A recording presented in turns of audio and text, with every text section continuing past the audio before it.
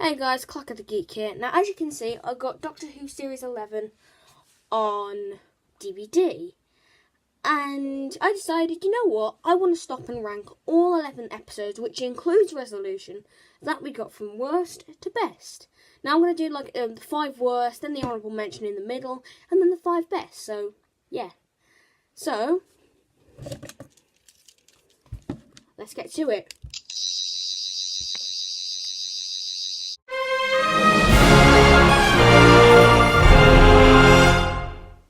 Number 5 worst is Demons of the Punjab. Not necessarily a bad episode, but pretty generic and not much of a threat. But I do like it, and it's at least enjoyable to watch.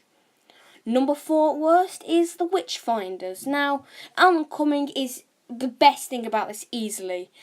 And he basically carries the episode, but not much else. You know, it's not really my thing, to be fair.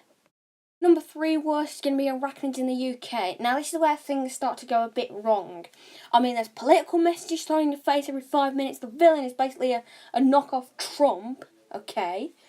But, I mean, there's some good elements of horror, and, I mean, it's not Jodie's best performance, but it's not that great, to be fair. But it's just average. Number 2 worst is going to be It Takes You Away. I find this quite overrated, as it really does drag. None of the characters, except for the blind girl, are really standout. Grace should have been utilised a bit better, like as a ghost.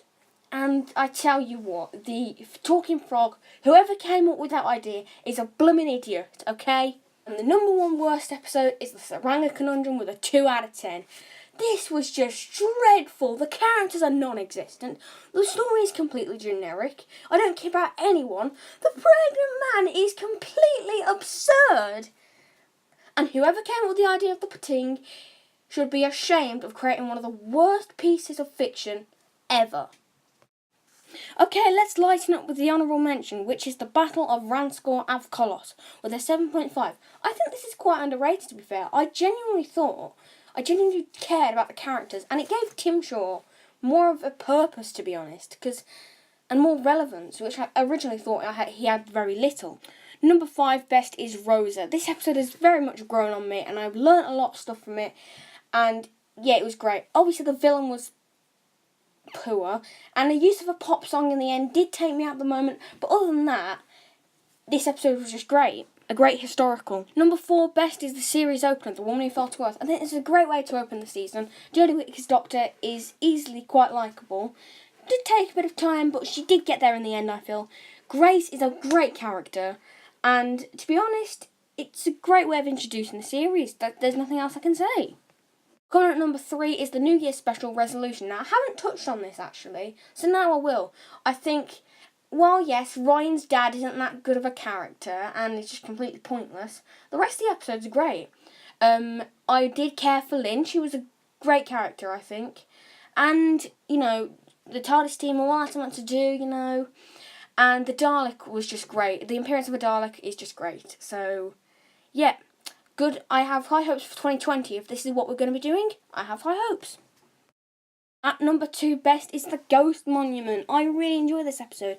And it's kind of a great continuation from The Woman Who Fell to Earth. Because it kind of is. I think the chemistry between the 2 side characters, Anstrogum and the other guy, I think was a great chemistry, and there's some great sequences of action in there, so I really like that. But it's not quite the best, as you know.